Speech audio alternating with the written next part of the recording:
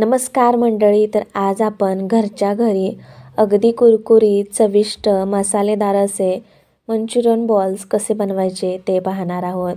बाहेरून विकत आणून खाण्यापेक्षा आहे ना, घरच्या घरीच बनवा, अगदी इझिली होतात. चला मग रेसिपी पाहूया. तर सर्वात अगोदर कोबी आपल्याला किसून घ्यायचा आहे.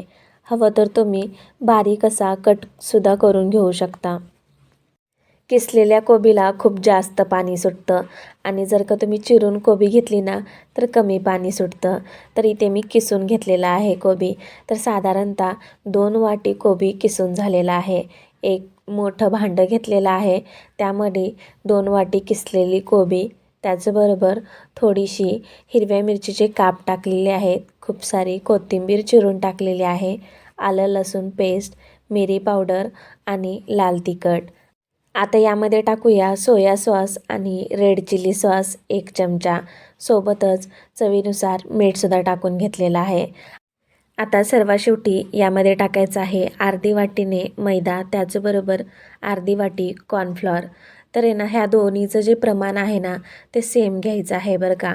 जर का तुम्ही अर्धी वाटी मैदा घेतला ना तर अर्धी वाटी कॉर्नफ्लॉर घ्यायचं. आता पाण्याचा एक थेंबही न वापरता जेवढं कोबीला पाणी सुटलेलं आहे ना तेवढ्याच प्रमाणामध्ये हे जे मिश्रण आहे ना घट्टसर असं मळून घ्यायचं आहे. तर इथे मी फूड कलर घालायला विसरले होते, तर त्यासाठी इथे मी नंतर फूड कलर घातलेला आहे आणि सर्व असं मिश्रण मिसळून घेत आहे, एकजीव करून घेत आहे. मंचुरियन बनवण्यासाठी कोबी मात्र अगदी फ्रेश निवडा बरं का. नाहीतर जर का तुम्ही कोबी आहे ना अगदी असा 2 ते 3 दिवसाचा निवडला ना तर उग्र वास येतो कोबीचा. त्यामुळं खायलासुद्धा ते फारसं काही छान लागत नाही आहे.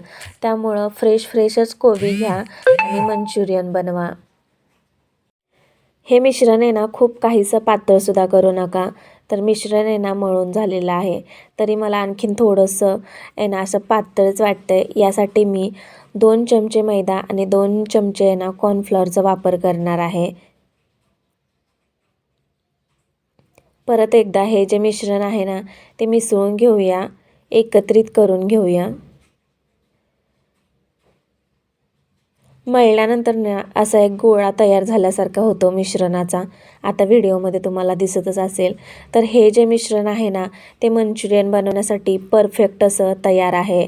आता ह्याला तुम्ही अगदी गोलाकार आकारामध्ये जर का शेप द्यायचा असेल ना तर सेम त्या पद्धतीने बॉल्स बनवून घेऊ शकता. तर किंवा रँडमही असंच तेलामध्ये सहज सोडू शकता, जसे आपण भजी वगैरे तळतो सेम त्या पद्धतीने. पण असे गोलाकार मंचुरियन बॉल्स बनवले ना तर दिसायलाही छान दिसतात आणि सेम बाहेरून विकत आणल्यासारखी फिलिंगसुद्धा येते. त्यामुळं असे गोल गोल छोटे छोटे बॉल्स बनवून तळून घ्यायचे आहेत. तेल मात्र खूप काहीसं गरम करू नका. अगोदर मध्यम ठेवा आणि नंतर कमी जास्त फ्लेम करून आहे ना मंचुरियन बॉल्स तळून घ्या. तळल्यानंतर आहे ना तेल शांत होतं आणि मंचुरियन जे बॉल्स आहेत ना ते थोडेसे असे टणक होतात, कडक होतात. त्यामुळे ओळखून जायचं की मंचुरियन्स छान प्रकारे तळले गेलेले आहेत आणि मस्त असा कुरकुरीत आवाज येतो आहे.